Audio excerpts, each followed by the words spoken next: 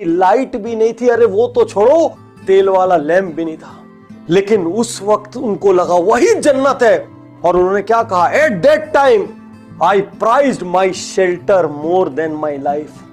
क्या जानते आप संघर्ष को? आज एक छोटा सा डॉक्टर, इंजीनियर, वकील घर में बन जाए, जरा सा IIM IIT कुछ हो जाए, 7वें आसमान पे रहते हैं। लेकिन दुनिया जहान की इतनी सारी डिग्रीज लेने वाले आदमी को उस सराय से निकाल कर फेंक दिया गया, क्योंकि लोगों को पता चला ये पारसी नहीं है। लोगों ने क्या किया, लाठी डंडे लेकर जमा हो गए, बेहिसाब गालियां देने लगे। How dare you kept a Parsi name scoundrel. जितनी गाली दे सकी उतनी दी, और शाम तक की वार्निंग मिली, शाम तक बाहर चले जाना। और शाम के बाद क्या हुआ, उस मौसम में उनको बाहर निकल के पास में कमाठी बाग में जाकर रहना पड़ा। क्या जानते आप संघर्ष को? और क्या कहते हैं आंबेडकर, मैं 5 साल जब अमेरिका में रहा, यूरोप में रहा, मैं भूल गया अनटचेबल क्या होता है, अछूत क्या होते हैं, मैं सब भूल गया, ऊंच नीच भूल गया। लेकिन जब मैं हिंदुस्तान आया, हर दिन हर पल मुझे ये याद दिलाया गया, मेरी डिग्रियां रद्दी थी, मेरा ज्ञान रद्दी था, सबसे बड़ी चीज कोई थी तो मैं किस जात को बिलोंग करता हूं। नहीं किया उन्होंने, ट्यूटर बने, अकाउंटेंट बने, खुद का एक इन्वेस्टमेंट बिजनेस शुरू किया। लेकिन जैसे ही क्लाइंट को यह पता चला वो अनटचेबल है, वो बिजनेस बंद हो गया। फाइनली 1918 में बाबा साहब को लगा अब जिंदगी बेहतर हो जाएगी। कारण मुंबई में फेमस सिडनेम कॉलेज में उनको प्रोफेसर। दोस्तों, जो महत्व महात्मा गांधी के जीवन में दांडी यात्रा का है, वही महत्व बाबा साहेब के जीवन में महाड़ सत्याग्रह का है। आइए घटना को जरा गहराई से समझते हैं। 1923 में बॉम्बे लेजिस्लेटिव काउंसिल ने एक प्रस्ताव पारित किया। प्रस्ताव क्या था कि कोई भी अनटचेबल या कोई भी व्यक्ति किसी भी पब्लिक फंडेड वाटर बॉडी से पानी पी सकता है, वो कोई कुआं हो, वो कोई नल हो, चाहे कोई भी व्यवस्था हो।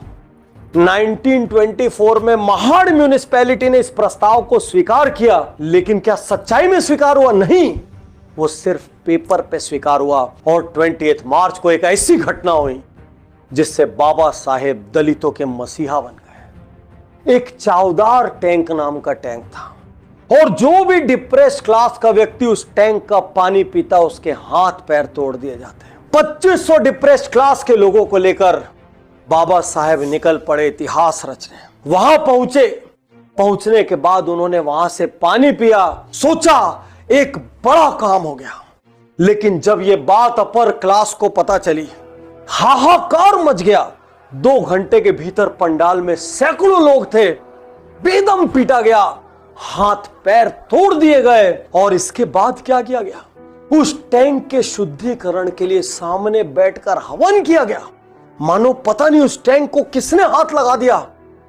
इतना डिस्गस्टिंग, इतना खराब इंसिडेंस था ये बाबा साहेब के लिए कि उस दिन उन्होंने इस पूरी व्यवस्था को बदलने का निर्णय ले लिया। एक क्षण के लिए मेरे साथ आंख बंद कीजिए और कल्पना कीजिए कि किसी जगह से महज आपने पानी पिया है, उस वजह से आपके और आपके परिवार के हाथ पैर तोड़ दिया जाए और आपको गांव से बाहर निकाल दिया जाए। यह हमारे देश में ही होता था, हमारे देश में। गांधी जी और अंबेडकर को लेकर लोगों के दिमाग में खूब सारी गलत धारणाएं। बहुत से लोग ये मानते दोनों एक दूसरे के विरोधी थे और दोनों की पटती नहीं थी। ऐसा नहीं था, दोनों स्वतंत्र विचारों वाले शख्सियत थे, और जहां विचार मेल नहीं खाते थे वहां जम के टकराते थे, और जहां विचार सही मेल खाते थे वहां गले मिलते थे। दोनों का एक एक किस्सा बताऊंगा। 1932 की बात है, ब्रिटिश सरकार ने डिप्रेस्ड क्लासेस के लिए सेपरेट इलेक्टोरेट बनाने का निर्णय लिया। बहुत ध्यान से सुनना, लैंडमार्क इंसिडेंस है। उसके बाद क्या हुआ, अंबेडकर खुश, सालों की मुराद पूरी हो रही थी। लेकिन दूसरी ओर गांधी जी अड़ गए।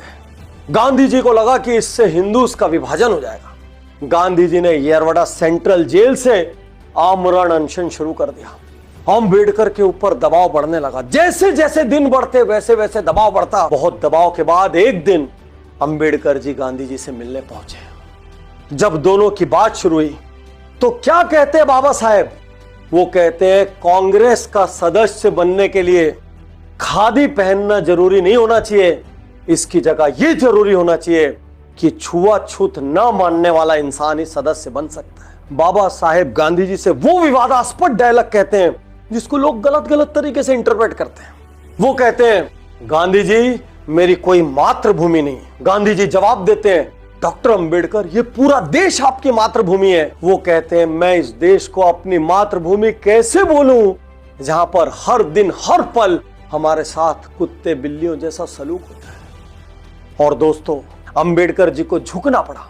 क्यों? गांधी जी सत्याग्रह रोकने को तैयार नहीं थे, आमरण अनशन रोकने को तैयार नहीं थे। वो इसलिए झुके क्योंकि यदि गांधी जी को कुछ हो जाता, पूरे देश में हाहाकार मच जाते, दंगे हो जाते, और वो भी गांधी जी को खोना नहीं चाहते थे। आखिर ऐसी पर्सनैलिटी भी तो सदियों में पैदा होती है। और फाइनली दोनों के बीच समझौता हुआ और दोनों के समझौते में डबल से ज्यादा 147 सीट्स डिप्रेस्ड क्लास के लिए रिजर्व की गई। उस दिन एक इतिहास बना। इतिहास क्यों बना? डिप्रेस्ड क्लास एक बड़ी पॉलिटिकल फोर्स के रूप में उभरी। एक और इतिहास बना। कांग्रेस और सारे देश को दलितों के बारे में सोचना, उनको अपलिफ्ट करने के बारे में सोचना शुरू करना पड़ा। और सबसे बड़ी बात क्या थी? उस दिन अंबेडकर पूरे दलितों के, पूरे डिप्रेस्ड क्लास के अनडिस्प्यूटेड लीडर बन के उभर गए। जिनको भी लगता है कि महात्मा गांधी और बाबा साहेब विरोधी थे, एक बार यह किस्सा भी सुन लीजिए। दोस्तों, भारत के कॉन्स्टिट्यूशन बनाने की बारी आई। नेहरू जी और सरदार पटेल ने निर्णय लिया दुनिया के बड़े बड़े कॉन्स्टिट्यूशन एक्सपर्ट्स को बुलाया जाए। और एक दिन महात्मा गांधी जवाहरलाल नेहरू जी से और पटेल जी से कहते हैं, जब हमारे देश में इतना बड़ा लीगल एक्सपर्ट है, इतना विद्वान हमारे देश में है, तो अंबेडकर जी जैसे विद्वान के रहते हुए हमको बाहर से किसी को बुलाने की क्या जरूरत है? यदि अंबेडकर जी हमारे देश का कॉन्स्टिट्यूशन लिखेंगे, इससे गौरवशाली बात भारत के लिए दूसरी नहीं हो सकती। और वहीं पर अंबेडकर जी को कॉन्स्टिट्यूशनल कमेटी का चेयरमैन नियुक्त किया गया। डॉक्टर अंबेडकर के नेतृत्व में लगभग 3 साल की कड़ी मेहनत के बाद दुनिया का, ध्यान से सुनिए, दुनिया का सबसे बड़ा कॉन्स्टिट्यूशन लिखा गया।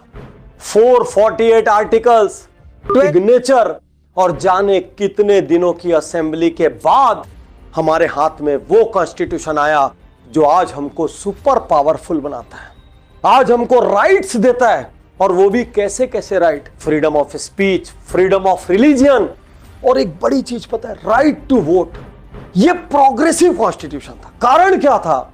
दुनिया में उस वक्त बहुत सारे देश में महिलाओं को वोट देने की अनुमति नहीं थी। और भारत को देखकर दुनिया के बहुत सारे कॉन्स्टिट्यूशन ने चेंजेस किए। और इसीलिए बाबा साहेब भीमराव अंबेडकर को कहते हैं the father of Indian constitution. 1942 में वाइसराय की काउंसिल में बाबा साहेब को सदस्य बनाया गया। और जितनी भी लेबर है हिंदुस्तान की, मैं कह रहा हूं आप सबको रोज अंबेडकर जी को सलाम ठोकना चाहिए। क्योंकि उन्होंने क्या किया? 12 घंटे, 14 घंटे, 15 घंटे की जो ड्यूटी थी उसको घटाकर कानूनी रूप से 8 घंटे किया। यदि आज आपको डियरनेस अलावेंस मिल रहा है तो वो बाबा साहेब की देन है। यदि आज आप एम्प्लॉय स्टेट इंश्योरेंस ले पा रहे हैं, ESI, वो बाबा साहेब की देन है। यदि आपको ट्रेनिंग या लर्निंग अलावेंस मिल रहा है तो वो बाबा साहेब की देन है। इनको पता था यदि डिप्रेस्ड क्लासेस का उत्थान करना है तो लॉन्ग टर्म में ये रिजर्वेशन से नहीं होगा। इसलिए उन्होंने उस वक्त क्या किया? बहिष्कृत हितकारिणी सभा बनाई। और इस सभा का मूल उद्देश्य क्या था? लोगों की पढ़ने में मदद करना, उनको पढ़ने के अवसर दिलाना, पढ़ने के लिए प्रोत्साहित करना, ताकि कल ये सब शिक्षित हो, अवेयर हो और अपनी जगह खुद बनाए। डिप्रेस्ड क्लास की आवाज दब न जाए, इसके लिए उन्होंने कोई हथियार का सहारा नहीं लिया। उन्होंने हथियार की जगह अखबार का सहारा लिया और एक के बाद एक कई अखबार और पीरियोडिकल निकाले, क्योंकि वो यहां पर वार करना चाहते थे और यहां पर वार करना चाहते थे, वो सोच को बदलना चाहते थे। क्या मैं डॉक्टर उज्जवल पाटनी रिजर्वेशन का पक्षधर हूं? यदि आप मुझे आज की डेट में पूछेंगे, मैं नहीं हूं। मैं ये चाहता हूं कोई भी कास्ट हो, कोई भी क्रीड हो, कोई भी रिलीजन हो, कोई भी भाषा हो, हर व्यक्ति को सरकार इतना पढ़ने का अधिकार दे, इतनी सुविधाएं दे प्राइमरी में, मिडिल में, हाई में, कि कॉम्पिटिटिव एग्जाम्स में वो मेरिट के बदौलत जाएं और उसके बाद वो बड़े बड़े पदों तक पहुंचे, क्योंकि तब उनको अपने ऊपर भी गर्व होगा। लेकिन एक बड़ा सवाल यहां यह भी खड़ा होता है, क्या उस वक्त जरूरत थी? अब जब मैं ये केस स्टडी रिकॉर्ड कर रहा हूं और जब मैं घटनाओं को खुद पढ़ रहा हूं, उनको महसूस कर रहा हूं, उस पीड़ा को महसूस कर रहा हूं, मुझे लगता है हां, उस वक्त इसकी जरूरत थी।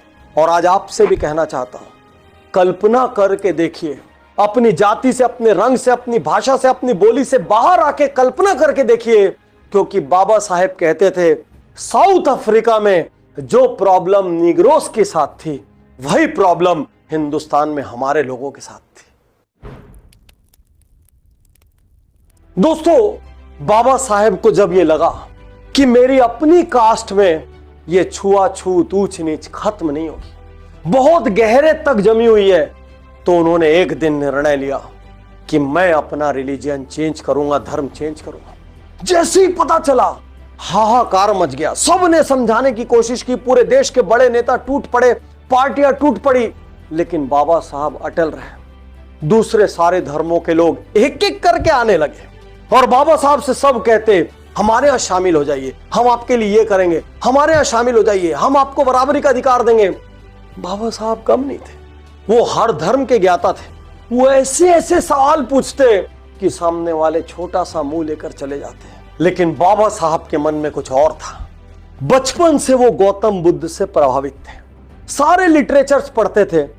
उनको ये यकीन था कि ये सबसे ज्यादा रीजनेबल रिलीजन है, जिसमें सबसे ज्यादा इक्वेलिटी और पीस है। और आखिर एक दिन उन्होंने बौद्ध धर्म अपनाने का निर्णय ले लिया। 14 अक्टूबर 1956 लाखों लोग पैदल, साइकिलों से, बैलगाड़ियों से, गाड़ियों से चलने लगे नागपुर की ओर और इतिहास रचा जा रहा था। लगभग 5 लाख लोगों ने बाबा साहब के नेतृत्व में एक साथ बौद्ध धर्म की दीक्षा ली। सारा संसार इस घटना का साक्षी बना, दिल थाम कर देखता रहा। उसके 6 हफ्तों बाद इस महान क्रांतिकारी की, इस महान विचारक की मृत्यु हो गई, निधन हो गया। लेकिन ऐसे लोग मरते कहां हैं? ऐसे लोग तो अमर हो जाते हैं। इनको कौन खत्म कर सकता है? इनकी सोच को कौन खत्म कर सकता है? और इसीलिए एक और थिंकर, वो भी अपनी जगह क्रांतिकारी थे, ओशो, वो क्या कहते हैं बाबा साहब के बारे में? 5000 सालों में, ध्यान से सुनना, 5000 सालों में बाबा साहब जितना इंटेलिजेंट व्यक्ति हिंदुस्तान में पैदा नहीं हुआ। ये ओशो की राय थी। दोस्तों, बाबा साहब की एक केस स्टडी देखने के बाद निश्चित रूप से मुझे यकीन है आपको अपने संघर्ष बौने लगने लगे होंगे। आपको लगा होगा कि मेरे जीवन में तो कोई तकलीफ ही नहीं है, और यदि इस केस स्टडी ने भी आपको प्रभावित नहीं किया तो प्लीज आपको कोई कुछ नहीं कर सकता। और आज मैं सारे दोस्तों से कहना चाहता हूं, 1% भी जात पात, ऊंच नीच, रंग, भाषा, बोली यहां पर है ना, आग लगा दीजिए, निकाल कर फेंक दीजिए, और सिर्फ एक शब्द रहना चाहिए, एक शब्द, भारतीय, भारतीय और भारतीय।